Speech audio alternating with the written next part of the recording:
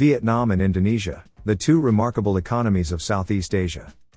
Both of these nations share a similar history of colonialism, civil wars, and harsh economic situations. But in modern times, both of them have shown incredible growth. In Indonesia, two colonial powers, the Dutch and the Japanese, oppressed the local Indonesian population. Even after independence, the suffering of common citizens did not change. Soon after the independence, the military took control of the country. Although under military rule Indonesia did see some growth, still it was a dictatorship. After the end of military rule in 2004, Indonesia held its first election, and the economic growth after that was just exceptional. With GDP of $250 billion in 2004 to $1 trillion economy today. That's a massive growth in such short period. Now if you look at Vietnam, after the end of the colonial period, we all know what happened during the Vietnam War, and how the country became a battleground for the Soviet Union and the US. Vietnam got divided into South and North with different ideologies and political structures. Even after post-reunification, things hadn't changed because of the destruction during the war. Vietnam's gross domestic product in 1984 was valued at only $18.1 billion, with per capita income estimated to be between $200 to $300. With today's standard, these numbers were pretty bad. But similar to Indonesia, Vietnam also got out of deep poverty in a very short amount of time. So now the question is, what these both nations have done to reach where they are today.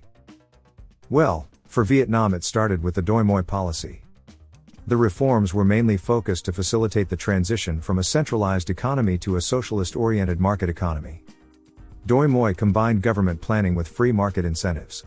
It was something new for a country, but it worked. By the late 1990s, the success of the business and agricultural reforms under this policy were incredible. More than 30,000 private businesses had been created, and the economy was growing at an annual rate of more than 7%. Yet Vietnam didn't stop there. They invested heavily in infrastructure and human capital, and those investments paid off. With necessary infrastructure and with market-friendly policies, Vietnam became a hub for foreign investment and manufacturing in Southeast Asia. Many Japanese, Korean, American, and European companies set up manufacturing units in the country, which helped them to increase their exports. This drastic change in growth has helped the country to improve its per capita income to $2,800. This shows incredible growth in the last 20 years. Now if you talk about Indonesia, then their path has been little different. As you know, Indonesia is a resource-rich nation. The country is a leading exporter of coal, natural gas, crude oil, palm oil and many more. And export of these commodities made a lot of money for Indonesia in the 2000s commodity boom. This further resulted in higher GDP numbers, and helped the country to overcome the Asian financial crisis. Indonesia's service and manufacturing sector is also rising rapidly from the last few years. Industries such as oil refineries, textiles, mining, footwear, plywood, rubber and chemical fertilizers are among the top of the list. But compared to Vietnam, Indonesia has something that Vietnam doesn't. And that is the massive young workforce. You see, countries like Vietnam are dependent on its young workforce for economic growth. But unfortunately Vietnam has one of the fastest aging populations. It is estimated that the country's aging population could go from 7% to 14% by 2035, and then it could officially become an aged society. On the other hand, Indonesia's case is totally different. Indonesia's higher population is the driver of the economy, by being a consumer-based economy. It is anticipated that by 2030, Indonesia will have 135 million consumers.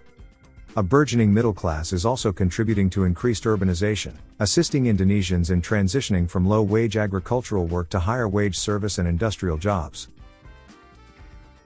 So, on one hand Vietnam has been growing because of its good policies and business-friendly environment, which is attracting many manufacturing companies, similar to how China grew in the past.